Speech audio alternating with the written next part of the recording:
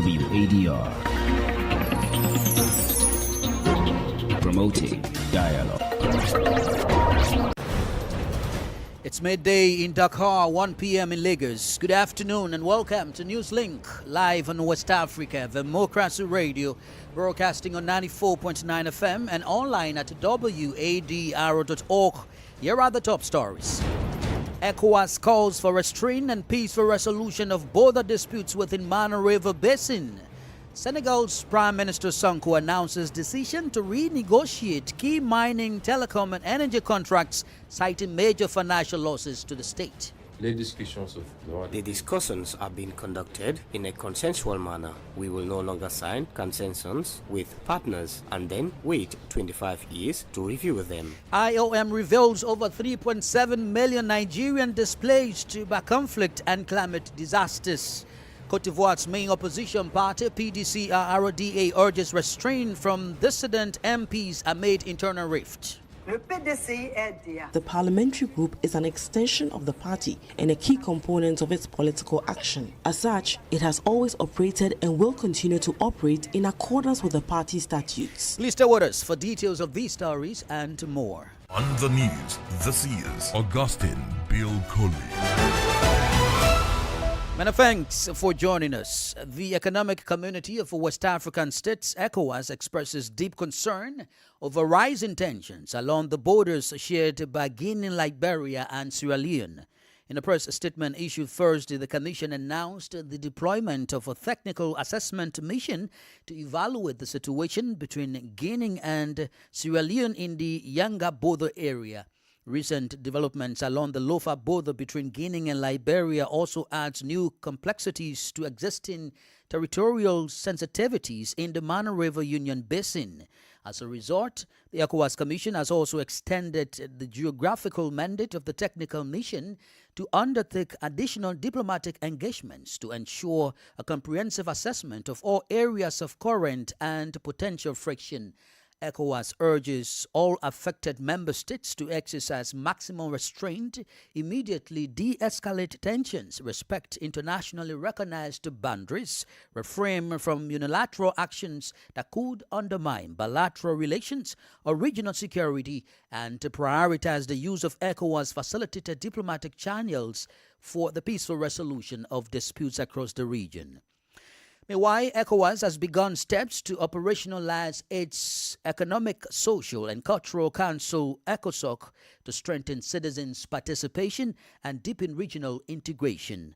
ECOSOC would serve as a platform for engagement between ECOWAS institutions and non-state actors, including civil society organizations, the private sector, traditional authorities, academia, and community leaders. There is more in the following report by Nadia Dititi. ECOWAS Commissioner for Political Affairs, Peace and Security, Dr. Abdel Fattah Musa, says operationalizing the Economic, Social and Cultural Council, ECOSOC, will help ensure that regional integration efforts are anchored in the participation and ownership of the people of West Africa. Dr. Musa noted that although ECOSOC was provided for under the 1993 reviewed ECOWAS Treaty, it has remained non-operational despite its importance to the bloc's institutional framework. He explained that the Council will create a platform for engagement between ECOWAS institutions and non-state actors, including civil society, the private sector, academia, and traditional authorities. He made the remarks at the opening of a two-day validation meeting of experts and ministers in Accra. ECOWAS will hold a special summit in May that will adopt a compact on the future of regional integration.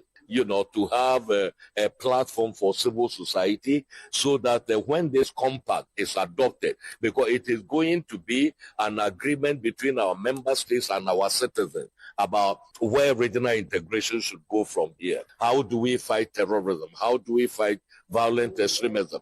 How do we add value to our products instead of selling raw materials all the time? What are we going to do in order to add value to our economy? This is what the compact is going to talk about. Meanwhile, Mrs. Nelly Mriku, Director of Research at Ghana's Ministry of Finance, described the meeting as a key step towards finalizing the legal and institutional framework required to make the Council operational. She added that strengthening participatory governance would further enhance regional cooperation and deepen integration among ECOWAS member states. For WADR, Nadidi Teti, Accra. Still on ECOWAS matters, Lomé, the capital of Togo, is hosting a meeting of the ECOWAS Parliament focused on the future of education in West Africa. The four-day meeting is examining ways to better align education and training programs with the social-economic needs of the sub-region amid growing concerns about the gap between academic training and labor market demands. According to Togo's Minister of National Education, Maman Umoru, nearly 1 in 3 young people in West Africa is unemployed or underemployed. Participants are expected to propose recommendations to help strengthen technical training and promote skills-based education across ECOWAS member states. Now to matters about Niger, as the European Parliament on Thursday debated a new resolution on the detention of Niger's ousted President Mohamed Bazoum during a session held in Strasbourg, France. European lawmakers are calling for the immediate release of the former Nigerian leader. In the following report, we will hear the reactions of some Nigerians to the development. Let's hear more from Imo Edit. The European Union Parliament on Thursday, March 12, considered a new resolution on what it describes as the arbitrary detention of Niger's President Mohamed Bazoum. The joint resolution calls for the immediate release of President Bazoum, who has been held by the current authorities in Niger since the July 2023 coup d'etat. However, Abdul Wahid Mukaila described the move as a non-event, citing the position maintained by the authorities currently in power in Niger. Similarly, Rabiu Musa Mohamedou said the European Parliament should focus on matters within its own jurisdiction. I think the military authorities have made their position clear.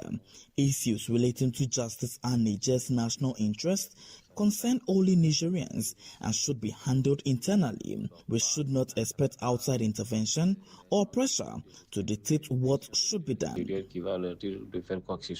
Debates in the European Parliament began on the evening of Wednesday, March 11, in Strasbourg, addressing human rights violations in Niger, alongside situations in Russia and Georgia. A supporter of President Bazoum, who requested anonymity, said Niger was being governed by authorities who showed little regard for the rule of law and that the justice system had effectively collapsed. The G25 Niger group, through Tahiru Garaka, also expressed doubt that the National Council for the Safeguard of the Homeland, CNSP, would respond positively to the European Parliament's request. The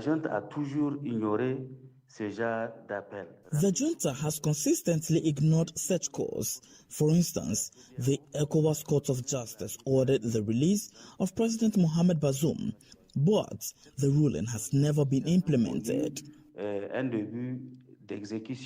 European lawmakers said the resolution aims to condemn the detention of Mohamed Bazoum and his family while calling for the restoration of constitutional order in Niger. They also recalled that the European Parliament adopted a similar resolution nearly 2 years ago, almost unanimously condemning what it described as Bazoum's illegal detention. Niamey correspondent Yakuba Habibullah's report, voiced by Imo Edit. More stories coming up on West Africa Democracy Radio. NEWSLINK continues. The International Organization for Migration, IOM, has revealed that more than 3.7 million people are currently living in displacement across Nigeria. The agency says persistent conflict, violence, and climate-related disasters, particularly flooding, continue to drive thousands of families from their homes. The IOM stated that the situation underscores the urgent need for stronger humanitarian coordination and long-term recovery efforts.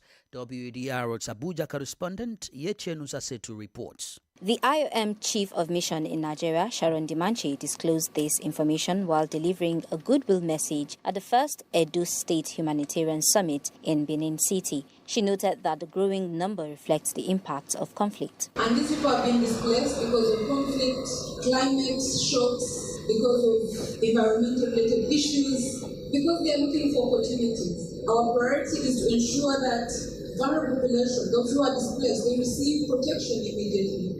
The agency also emphasized the need for stronger collaboration between government, development partners, civil society, and the private sector to address the growing humanitarian challenge. Meanwhile, the Minister of Humanitarian Affairs, Bernard Doro, says the federal government remains committed to strengthening support systems for displaced persons and building more resilient communities. Practical steps to address the challenges confronting vulnerable populations in these states. This demonstrates a strong commitment to safeguarding vulnerable citizens and strengthening social resilience. Humanitarian organizations say addressing internal displacement will require sustained investment in recovery, safe return, and community integration to help affected families rebuild their futures. For WADR, Yechene Sasitu in Abuja. Senegal's Prime Minister Ousmane Sonko says the government will move ahead with plans to renegotiate several contracts and agreements in the telecommunications, water and mining sectors, citing major financial losses to the state. Addressing the press, Sonko highlights the findings of a government committee tasked with reviewing contracts signed by previous administrations. He said the review uncovered serious irregularities and revenue shortfalls, prompting the government to begin renegotiation of some key agreements. Christopher Atijo tells us more. The Senegalese Prime Minister's presentation focused on what he described as problematic sectors. Ousmane Sonko said a committee had examined several contracts and agreements that were rushed through by the country's former leaders. According to the Prime Minister, this resulted in an estimated loss of 1,075 billion CFA francs in the mining sector. He said the renegotiation of contracts will first target the mining sector. What we now want in this sector is to regain control of all the assets. Currently, we do not supply enough fertilizer for our agriculture, both in quantity and quality. Our ambition is to become the leading supplier in the sub-regional market, exporting more than 3 million tons of fertilizer annually. Sonko added that the committee also identified revenue losses linked to the non-payment of taxes and royalties by companies that signed contracts with the states. Regarding the Yaka-Tarenga gas project, the Prime Minister said operations are expected to resume in the coming weeks. The discussions are being conducted in a consensual manner. We have adopted a very simple strategy. From now on, whether it concerns phosphate, gas or oil, we will no longer sign concessions with partners and then wait 25 years to review them. Instead, we will first develop a strategy based on our development priorities and domestic needs, and then identify partners who are willing to align with that strategy. He further indicated that the contract for the Grand Tortue Amayem gas project will also be renegotiated.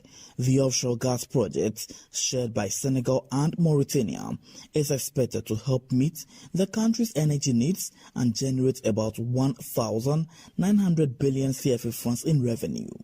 Christopher, teacher reporting elsewhere in Liberia, the Ministry of Labour has unveiled a strategic plan aimed at tackling rising unemployment, particularly among young people, while strengthening protections for workers across both the public and private sectors.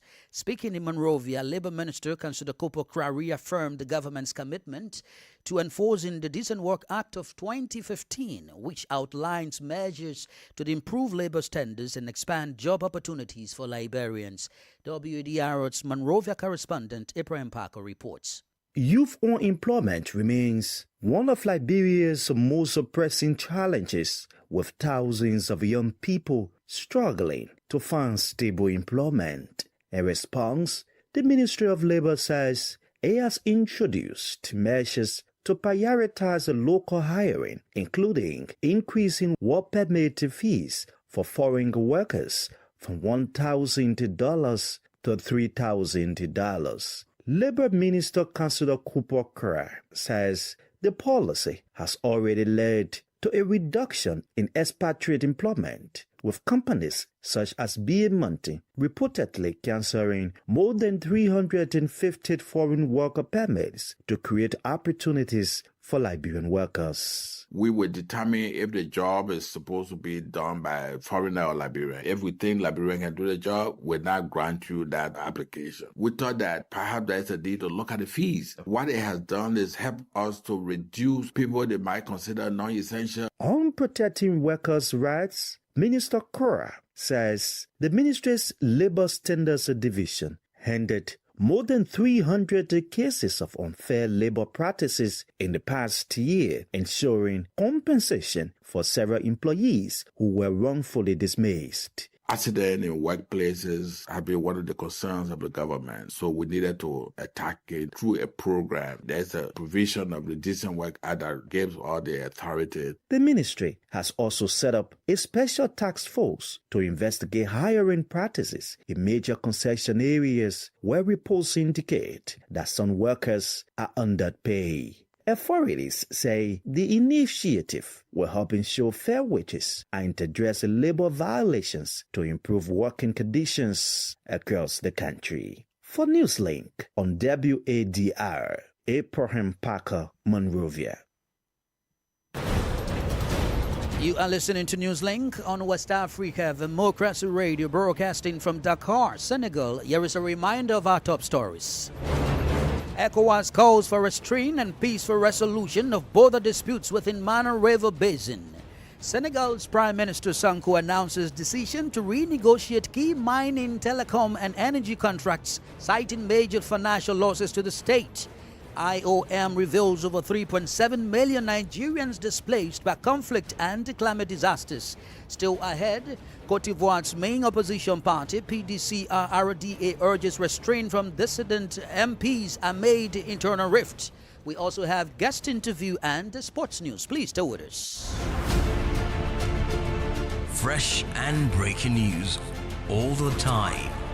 Hear it first as the news breaks, only on West Africa Democracy Radio. NEWSLINK continues. We are streaming live on YouTube at WADR and on Facebook, WADR English Service. The leadership of the Democratic Party of Cote d'Ivoire, PDC-RDA, is calling on members of parliament who have suspended their participation in the party's parliamentary group to exercise calm and restraint. The party also denounces what it describes as unilateral initiatives by some MPs, saying such actions run contrary to the principles and values of the political formation. The development comes as the PDC-RDA, Cote d'Ivoire's main opposition party, prepares to mark the 80th anniversary of its funding at a time when it is grappling with internal tensions. In a statement issued by Nawan Genevieve, Executive Secretary in charge of Economic and Social Affairs, the party reminded members that the parliamentary group is an extension of the PDC-RDA and a key component of its political action. Le PDCI-RDA tient à rappeler que le groupe parlementaire. The PDCI-RDA wishes to recall that the parliamentary group is an extension of the party and a key component of its political action. As such, it has always operated and will continue to operate in accordance with the party statutes, as well as the principles of collegiality and collective discipline that underpin any structured political organization. The PDCI-RDA also confirms that the appointment of leaders of the parliamentary group and party members serving on the Bureau of National Assembly falls under the exclusive prerogative of the party president. In the current political context, marked by strong expectations from party members and the general public, the PDCI-RDA calls on all its elected officials and leaders to exercise restraint and remain loyal to the organization that supported their election. The party remains open to any initiative aimed at preserving unity and strengthening cohesion. Ouvert à toute démarche permettant de préserver l'unité et la cohésion. Executive Secretary in charge of Economic and Social Affairs of the PDCRRDA, Nanua Genevieve. In the Gambia, the National Council for Civic Education has launched a series of dialogue sections with political actors and community leaders to promote peaceful political participation ahead of the 2026 presidential election. The initiative, implemented with Catholic Relief Services under its Hope project, aims to strengthen social cohesion and reduce political tensions as the country approaches the polls. The sessions, running from March 10th to the 14th, are expected to engage about 550 influential voices across 5 regions, including the Upper River, Central River, North Bank, Lower River, and West Coast regions. From Banjul, WADR's Sanduna Bendi reports. According to the National Council for Civic Education, the sessions will engage hundreds of influential voices across several regions of the country to encourage dialogue and tolerance among political actors and citizens. Organizers say the initiative is designed to create a platform where stakeholders can openly discuss political tensions, misinformation, and the growing use of abuse language in the political discourse. Speaking at the opening ceremony, NCCE Program Manager Ansumana Sise said dialogue among political actors and communities is critical to maintaining peace as the country prepares for the next presidential election. We are here for a mission on national preservation. This project is part of NCC's strategic action to the futures of our society. It is designed to ensure that the smiling coast does not just smile for the cameras, but smiles because its soul is at peace and it is capable and people are united. As the 2026 electoral cycle draws near, the sovereignty of the Gambia resides in the Gambian people. Meanwhile, Ijetu Jallo, the ward councillor for Basse Ward, Upper River Region, urged political actors and supporters to reject violence and practice tolerance during the electoral period. She emphasized that peaceful elections depend not only on institutions but also on the behavior of citizens and political players. Peace for 2026 election. I'm urging each and everyone in this hall to use it at the Bantaba, WhatsApp groups, even at the mosques or any other religious places. Let us all share this information and the program so that we can have a peaceful election. The dialogue sessions are expected to continue across the targeted regions in the coming days as part of efforts by the National Council for Civic Education and its partners to promote tolerance, peaceful political engagement, and social cohesion ahead of the 2026 polls. For NEWSLINK on West Africa Democracy Radio, I am Sangdana Mendy reporting from Banjul. Now, in Benin, the Autonomous National Electoral Commission on Thursday launched a training program for trainers of electoral offices at its headquarters in Cotonou ahead of the presidential election scheduled for April 12, 2026. Through this section, Sinan says it aims to strengthen the capacity of trainers who will play a strategic role in preparing electoral officers to be deployed across the country on election day. Sankula Janko reports. The opening ceremony was chaired by the president of the institution, Saka Lafia, in the presence of members of the Electoral Council. The objective of the training is to ensure a thorough understanding of electoral procedures and guarantee that voting operations comply with the provisions of the Electoral Code. During the first day of the training, participants were taken through several key modules, including the roles and responsibilities of electoral officers, electoral offences and sanctions, as well as the presentation and proper completion of electoral documents. Other aspects covered in the training focused on the fundamental values of neutrality, impartiality, and integrity, which organizers say remain central pillars of the electoral process. Sankula Janko with that report. Politics, analysis on major news, social matters, and all. This is A Guest. The guest interview focuses on Liberia, where the Ministry of Labour has unveiled a strategic plan aimed at tackling rising unemployment, particularly among young people. It also announces plans to strengthen protection for workers across both the public and private sector. Labour Minister Councillor Cooper Kra reaffirmed the government's commitment to enforcing the Decent Work Act of 2015, which outlines measures to improve labour standards in the country. Our guest is the very Labour Minister, Councillor Cooper Kra.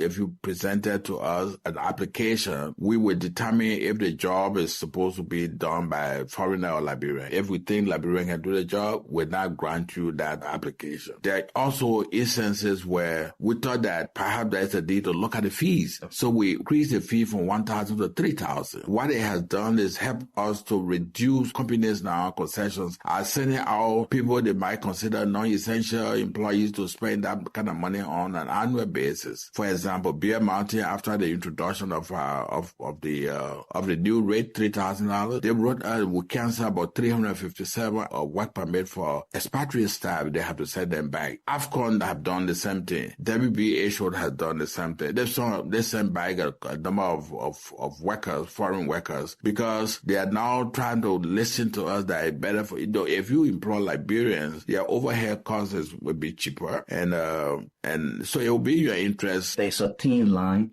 Why you think it was happening that led to you instituting that measure? Yeah, we thought that maybe because, number one, the fee was cheap. Okay. Because if you compare, at that time, you compare the 1,000 we're collecting. If you look at Ghana, Nigeria, and other African countries, we noticed that they were paying almost 5,000. The associated costs. Maybe the work permit might be 1,500, but you need a lawyer to represent you to do that. You have to file bond. If you want a work permit, like in most of the francophone country, you have to file bond and things like that. So it was more as compared to what we're doing here. So with the adjustment, I think people just thought that it's important to bring in more Liberian workers now.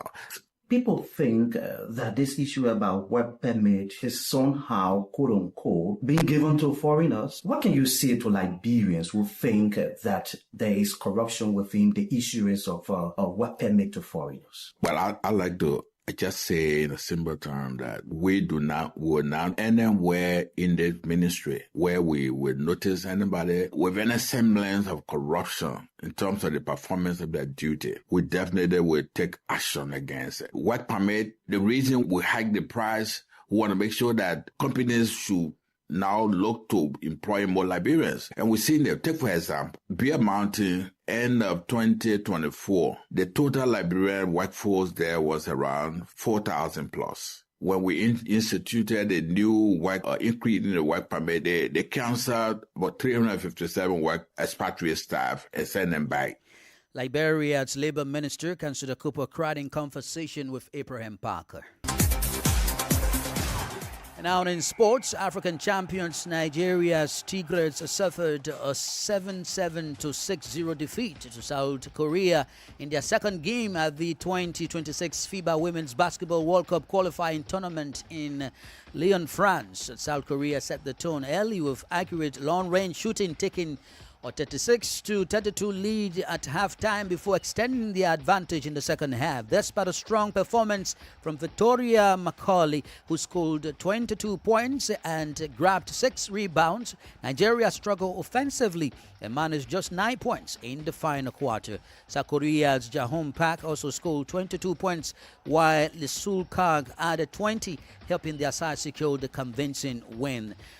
The Tigres will now turn their attention to their next match against the Philippines as they look to bounce back in the qualifying tournament. And the Confederation of African Football (CAF) has set to review the ruling issued by its disciplinary committee over the controversial 2025 Africa Cup of Nations final between Morocco and Senegal. Reports say CAF's appeals committee has agreed to reopen the case and has asked the federation involved to submit fresh legal arguments to support its appeal. And that's the latest in the world of sports. With that, we've come to the end of this edition of NEWSLINK on West Africa Democracy Radio, broadcasting from Dakar, Senegal. Thank you for listening, and many thanks to Mustafa Sek and Maudo Ju for the technical support. To interact with us via our social media platforms, X, Instagram, and Facebook at WADR English. I am Augustine Curley. Good afternoon. And many thanks to you for listening to NEWSLINK via Hot 104.3 FM, Hilltop Radio 104.7 FM, and Veritas Radio 102.9 in Banjul, the Gambia. We also appreciate our listeners in Liberia via Alternative Youth Radio 98.9 FM, Lofa County, Radio Kagama 94.5 FM, Niba County, DCN Radio 91.3 FM, Riverside County, Wakat FM Radio, Banga, Liberia, Radio Gulf FM 91.3 Sierra Leone in Nigeria, and Love 104.5 FM Abuja. For you listening via Radio Pad 95.1 Damango, Savannah region, and on Royals FM 104.7 Wenchi, Ghana, we say a big thank you. Remember, West Africa Democracy Radio